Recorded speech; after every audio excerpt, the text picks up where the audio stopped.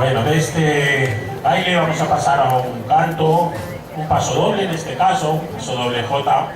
No sé si tuvieron ocasión de acompañarnos el pasado 31 de julio en un concierto que celebramos con la banda de la Unión Musical Porteña, donde pues el repertorio, el grueso de nuestro repertorio eran pasodobles y zarzuelas de temática aragonesa.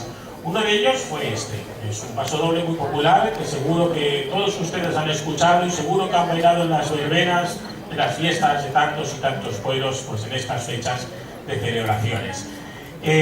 Lo cantó Manolo Escobar, Rosita Ferrer y tantos otros, pero nuestra referencia para los aragoneses fue Concha Puello. Con todos ustedes el pasodoble Sierra de Luna.